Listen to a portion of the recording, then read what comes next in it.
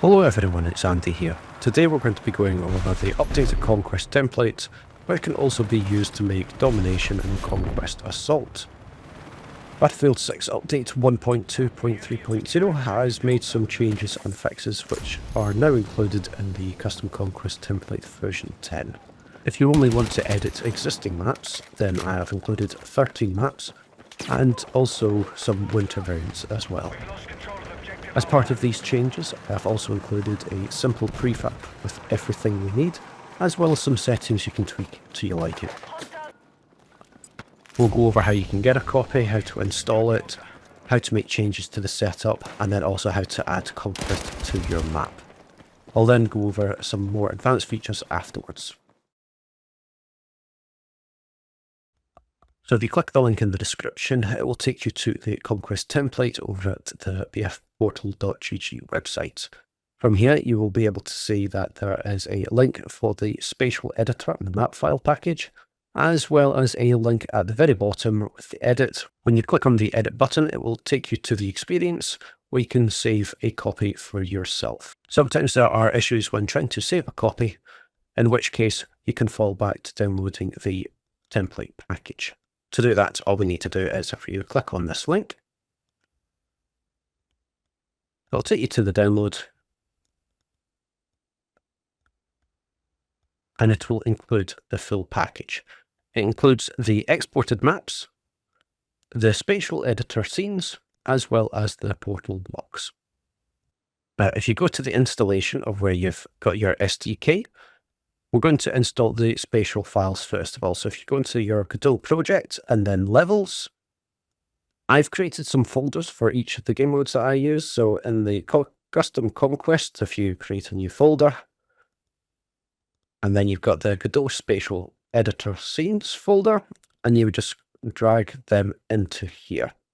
Now for the exported maps, all you do is go back to the root folder for your SDK, then go into the export, levels, and then you can just drag them across. And then for the portal blocks, you can put them anywhere. I'm just going to put this in the example folder here. Now to add them to your game mode, you can just create a default custom mode. And then if you then first of all save it, I'm just going to call it My Conquest. And create. Then in the map rotation, you can add whichever maps you want. So I'm just going to throw in Complex 3.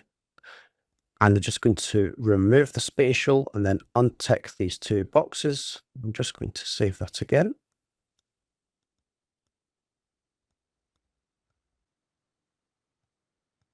And then where we've got our exports folder, we're just going to put in Abasad and Complex 3 that is underground. And then I'm just going to save these. And then for the blocks, just going to go into the block editor. And then on the right, we've got this import workspace button. And then we can browse to our folder where we put the blocks.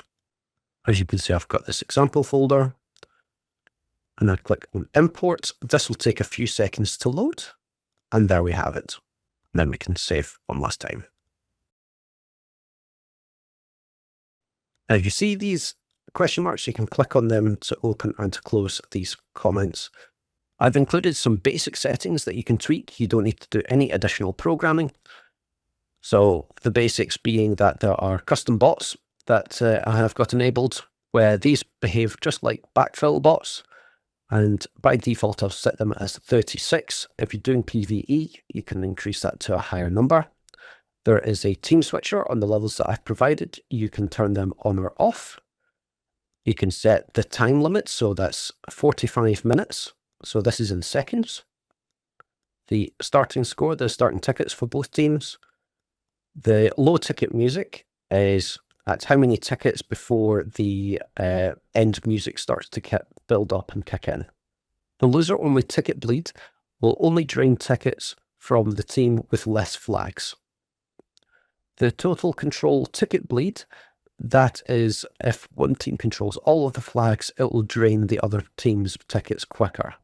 The total control bonus is how many tickets that bonus is. There's the ticket bleed speed, so this is how many seconds it checks before it then starts to bleed tickets based on the number of flags. 2 is the fastest. You can increase this to make it slower. Player deaths bleed. You can turn this on or off. So this is if a player dies, if they subtract from the tickets. You could turn this off if you're looking to turn this into a domination game mode. You've got the capture time and neutralization time for the capture points. Again, you can tweak these to however you want. Enable VO, that enables and disables the voiceovers. There is a snow toggle, enable snow. This, if you activate it, will put on a snow texture across all maps. There is also a color filter for the snow to make it a bit more of a cooler palette. I also have a Battlefield 3 and a Battlefield 4 color palette. Note you can only have one of these activated at any time. There is give players night vision goggles. This will give all players night vision goggles when they spawn in. So with the new night parameter, you can set this on. Finally, we have Conquest Assault. If you are not familiar with Conquest Assault, it is a game mode where Team 1 starts off with just their HQ, and Team 2, they don't have a HQ, but instead they start off controlling every flag on the map. They will tend to have less tickets than the attackers, so that the attackers have a chance to then fight. If Team 2 lose all flags and they don't have any players remaining, then they will forfeit the match. And if you do have Conquest Assault enabled, you can then change the tickets for each team at the start independently. So that's now covered. We're going to hop over to Godot and set up our very first one. So now that we are in the Godot editor, on the left side, you'll see that you've got these folders. If we open up the levels, and in my case, I've got some subfolders for different game modes. If you expand on the custom conquest, if that's what you've set up, and you'll notice that we have some examples here. I'm just going to open up Abasad, as this is one of the levels that I've put together. And you can see in the way that this is set up, you can see clearly there's the blue for the Team 1 HQ. You've got red for the Team 2's HQ. You can see the capture points in the middle, as well as like the airspace surrounding it. So this is how a general level will look. But to make things even simpler, what I have included is this example prefab, which has all of this in a nice tidy bundle for you that you can copy and paste into another map. So that is what we're going to do. So just close down Abasad. And we are going to set up a new one. So if we go to, let's see, outskirts, let's duplicate this so that we're not affecting the original. And I'm just going to call it Conquest. And what I like to do is I like to click and drag it into my Conquest folder. And then I'm just going to double click on it to then open it. And you can see that on this map, we have 2 HQs already, but they are not set up. And we've got this massive combat area around the map. What we're going to do is actually delete these. In fact, just before I do, we're going to just quickly go over the prefab, what we've got, and then we'll migrate it into here. So within the prefab, we've got essentially like a folder for the play area. We've got this combat area item, and you can see on the right, it's got the infantry boundary and then the air boundary. If I expand on that, you can see there's 2 there, the infantry and the air. The thing that you'll notice is that the HQs are on the outside. If you have the HQs on the inside, like this, then Team 2 will be allowed to walk into the Team 1's base because the infantry area takes priority. So you must have the HQs on the outside of your play area. Then we have the sector. Now, the sector, all that this is doing, you can see that there's no there's no polygon volumes assigned to it. Instead, what we have is we've got this capture point section, and this assigns the letter to each of the capture points that we have got set up. If you don't do this, they'll all show as A on the map. So we've got the HQs themselves. So if we expand on this, you can see that the HQ is made up of the polygon volume, and then you can see the 4 spawners. And you can see the same for team 2. It's exactly the same. It's got the polygon volume and then the 4 spawns. Also included some vehicle spawns. Some for team 1. So you've got the Helis there, the Abrams and the Bradleys. One thing to note on the right, I have got it saying matching team as 1. I don't think this actually functions at the moment. I don't know how this behaves, but the key things to keep in mind is you've got your vehicle type to select which vehicle you want, and then you've got the pre-auto spawn enabled. You want this ticked on. And then finally, you've got the respawn time, which is how long before it respawns. I've done the same for team 2. On their side, they have some as well. Now for the objectives, this template example includes A to E, and you can see they're individually there. They are ready to be set up, dragged around to wherever you want, and they are made up of the capture point itself, which has the polygon volume for the area. You can see that it's got a height of 20. This has to be above 0, otherwise the player will not be detected. And then you've got the spawn points for both teams included. So you can see team 1 and for team 2. And this is the exact same for each of these objectives. Then we have the AI spawners. There are 2 of these, 1 for each team. So you can see that there's 1 for team 1, and then there's 1 for team 2. What manages these is the ObjID. You can see that the first one is 901, the other one is 902. The blocks do all the work in the background for you. And then lastly, we have a team switcher. So this is just a little target on the map, and it's made up of the mannequin and an interact point. And it's the interact point. It'll be a point where you can go up and interact with it, and then it'll change team. You can see it's got an object ID of 998, and the other one has one of 999.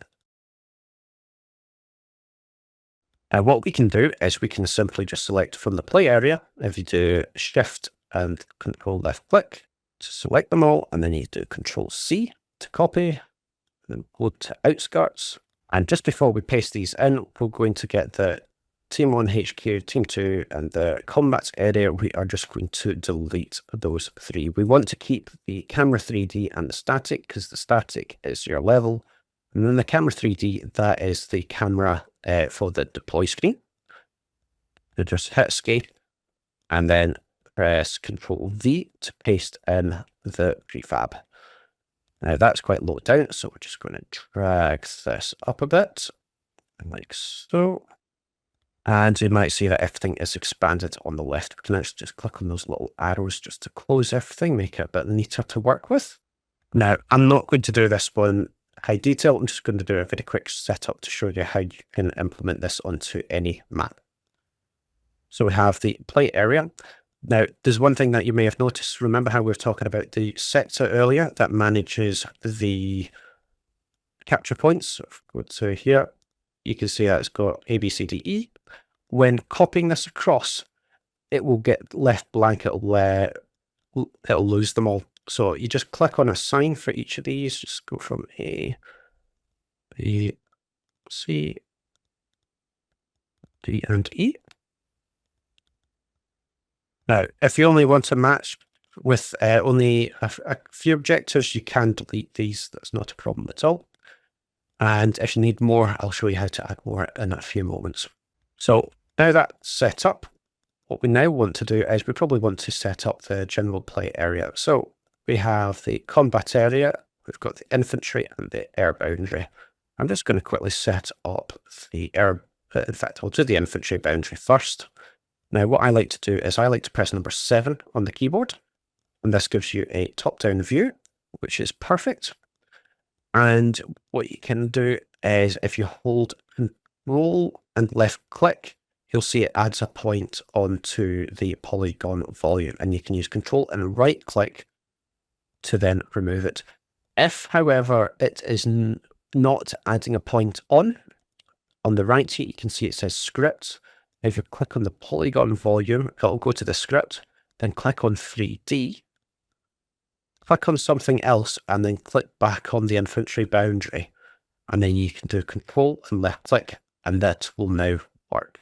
So I'm just going to add a couple of points just to set up my map, just drag them around. Oh. And I'm going to set up the air boundary. Now, you can just do a big square if you want. Or you can maybe do a bit more of a diamond shape, like so. Then we can set up the HQ. I'm just going to drag this across here. I don't know the layout of this particular map, so I'm just going to wing a little design. You want to make sure that these polygon volumes actually do match up with the infantry area. You do want it to overlap just a little bit because you don't want it to draw two lines on the map, but you want it to overlap just ever so slightly so that you don't get the out of bounds triggering when walking between the zones. And to get out of this view, I just press the number 5.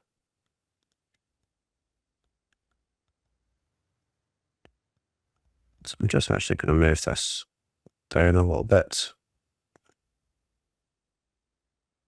And then I'm going to move these spawners as well. So that's the team 1 setup. Now to set up team 2.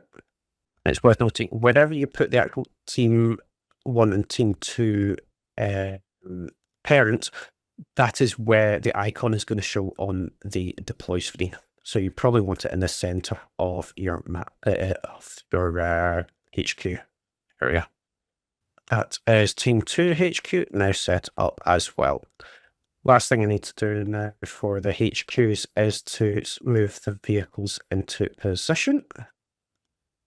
I'm just going to grab these. I'm not going to be any accurate with this. This is just for demonstration purposes. But with these vehicle spawners, if you want to tell which direction that they are facing, it is the blue arrow. If you hover over this box, use local space. If you click on that, you'll now notice that if I turn this around, the blue arrow moves with it. Just like that. Now, if you wanted to add in your own additional vehicle spawners, if you just type in vehicle spawner, there we go.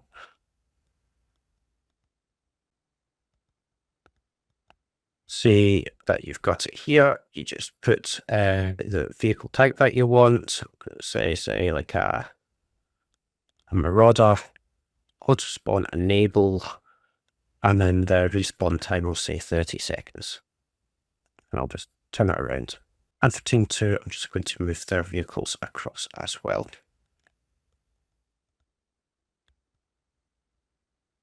For the objectives, if I just close each of these so that I can just focus on one at a time. So we grab A. Say if I want this to be down here. One thing, especially if you're using the bots, make sure that the flag itself is touching the ground, not under the ground, but just touching it. And then for the team 1 spawners, I'm just going to grab these, rotate them around just now. Nice, cheap and easy. Team 2, I'll leave those there. And then for B, I'm going to move that across to this position. Now for this one, you can see that there's this building here. So I only want it to be outside. So I can do the control left click to add some more points. And fine tune it to my liking. And the same with the spawners again. Now, you can move these to however you want and however you like. It's just for demonstration purposes. If in the case that you want additional capture points, what you can do is if you select like E, for example, if you do Control B, you can see it renames it to E2. And I'm just going to call it F. What helps if I do captains? And I'm going to do capture point area F as well, and then it spawns E. I'm double clicking on the names here to update them. And these object IDs have to be incremental, so you can see that's like B is 201, so you got like 200, 201, 202, 203, 204. This one has to be 205. I'm just making sure the capture point area is F as well, so that has updated. And if you do add another capture point, remember the sector that controls the icons themselves. If you do add elements, you can then add in F. Now for the AI spawners, we need to put them in the bases. So we've got 901, which is the very first one. You can see it's 13.1. We'll just bring that over to our HQ. And one little thing that you can do is if you've got your points spread out quite a bit, you can go to this alternate spawns. We could say 4, and you can actually select the spawn points from the HQ, and the bot will spawn from a random one of those if they're spawning at the HQ. And we're going to do the same with the AI for Team 2.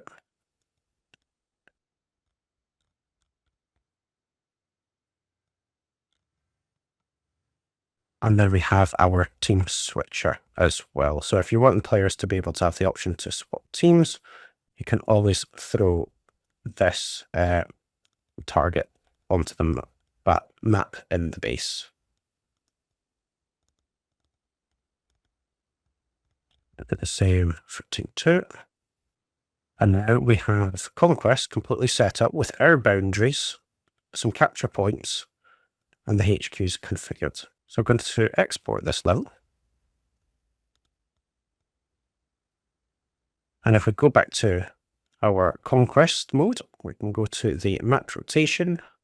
We can add in our map, which was New Sobek City. And what I tend to do is if adding a new map, I always uncheck and then save.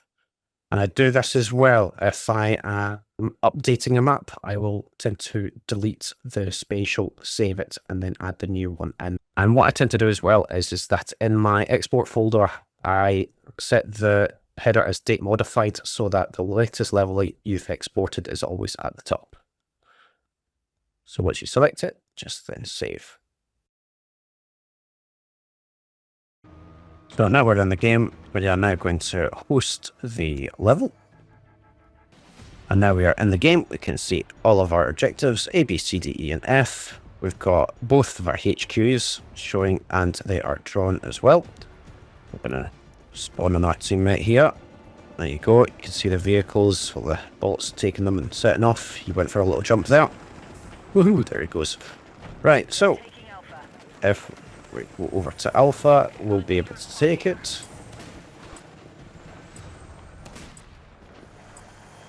You can see the enemy are taking their helis as well. But that's it now, all working. So that was a successful test. There's a couple of more advanced things that we can add in.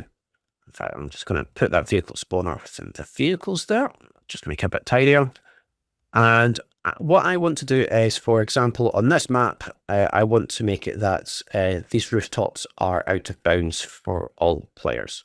So what I can do is, if I add in a new node here, and I'm just going to, the fact the first time you click on that, it'll take a while to open. But when you open it, let me just delete that again. When it opens, you just want node 3D. If it doesn't come up, just type it in, node 3D. And this is just going to be like a folder, and I'm just going to call this out of bounds. And then what I can do is I can search for an area trigger. I'm just going to bring it into the scene here. The area trigger, just going to put it roughly where I'm wanting it, just roughly. And you'll see why in a minute. And then I'm just going to put it inside the out of bounds, and then call it rooftop. Then what I want is a polygon volume, and I'm going to drag that onto the area trigger so that it spawns on it. Then I'm going to give it a height. I'm going to give it 10. And now I can grab the area trigger and just bring it down a little bit. And then with the polygon volume, I can now just position it however I want. It doesn't need to be exact. It's just the general area because I'm not wanting anyone up here. There we go. And then within the area trigger, I need to give it an object ID. Now on the Dev Portal GG page for the Conquest template, I have these object ID assignments here. And you can see that I've got some for area triggers. This was the old spawn protection system, but you can still use this if you want. I'll show you a use case for that in just a moment. But the one that we're interested in here is the area trigger for out of bounds for everyone. So that's 1300 to 1399. So I'm just going to say 1300. And then I'm going to assign it the polygon volume, which is this one. In fact, we can rename this one rooftop so we know what it's for. So if we click back on here, you can see that, yeah, it's the polygon volume rooftop. And this is why I like to attach the two together. So say as if I want another rooftop, say this one here, I can just do, in fact, or I can say this building here. If I select the area trigger, I can do Control D, and that duplicates it. And I can move it across, and I can readjust accordingly. And then I can move it up a bit if I want as well. But I need to make this one 1301. It needs to be unique. Now, the out of bounds for the airspace will work for aircraft where they'll be able to fly around. However, it does have the caveat of they will be able to fly into the base of the opposing teams. Now, if I want the jets to be affected by this, only if they're low enough within here, what I can do is create another area trigger, and I can put that in here. In fact, I can just put that here. Store it in the out of bounds, just keep it together. Area trigger, and I'll call it Team 1 spawn. And going back to here, you can see that we've got 1100 as spawn protection for Team 1. And I can assign that as the Team 1 HQ, which is this volume here. And we're going to do the exact same for Team 2. I'm just going to rename that. Again, I did Control D. And just to keep it all fairly similar, I'm just going to move it across there. And for this one, it's going to be 1200 because it's the area trigger for Team 2 spawn protection. I'm going to update this to be Team 2. If you want effects on your level, we have also got a range where you can have up to 1000 VFX. So if we want to have smoke, I'm going to get this green smoke effect. And again, what I can do is create another folder, just call this one FX. And just so that we know which rooftops it is, I'm going to put the gas, well, the smoke effect on it. So say 2000 and then 2001. And we can move both of those inside that effects folder. So it's nice and tidy. So if you've got a level that you're going to have like lots of fire, smoke effects and the rest of it, you can just add those in and just give them an ID, and then the script will automatically enable them for you. The last thing I'm going to show you is how to set up vehicles to spawn on objectives based on the team that has captured it. You can see here that I've got it set up so that you can have a range of vehicles. You can have up to 10 per objective. So you can select on A, you can have from 600 to 609, B, 610 to 619, C, 620 to 629, D, 630 to 639. It goes up in tens and it carries on for each of the letters. The only thing with this is that it does require a little bit more work. In the block editor, if you move the screen to the right, you will see that there's this objective vehicle spawn. Now, by default, it's set up so that you have vehicle spawners as 600 and 601, so that it's saying that for Team 1, it will spawn vehicles on vehicle spawner 600, and it will disable it for 601. Whereas if it's Team 2 that captures the point, it will enable it for 601 and deactivate 600. And then for B, which is 201, it's then 610 and 611 and vice versa. For C, it's 620 and then 621 and vice versa, and so on. So if you want to add in more vehicles, you can add them into here as well. So within the editor, if we wanted to say Charlie, we could spawn in an anti-aircraft. What I like to do is add it to the capture point itself. So if we include a vehicle spawner, and for this, I'm just going to use the Abrams as an example, and the object ID is going to be 620. And we don't want to have the auto spawn enabled because this is going to be handled by the script. And then we're going to just duplicate this, and I'm going to change it to the Leopard tank, and this could be 621 Team 2. So now these are now linked to Objective C. So now that's done, we can now export our current level and then test. I just tend to delete, save, and then we upload. And then save again. So we can now see that there's the smoke rising. And if we fly over it, if we get too close, there we go. And the same for the other building as well. And if I stay on it,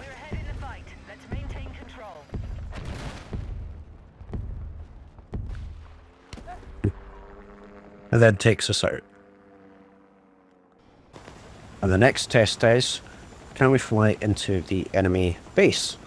So we fly above it. We won't trigger the out of bounds. However, if we go too low, then we do trigger. So that is how we get the out of bounds triggered against the aircraft as well for the HQs. Now, hopefully with this update, it should now be a bit easier for you to be able to add Conquest to any map. If you have any questions, feel free to ask away in the comments or reach out on the Discord with the Battlefield Portal community.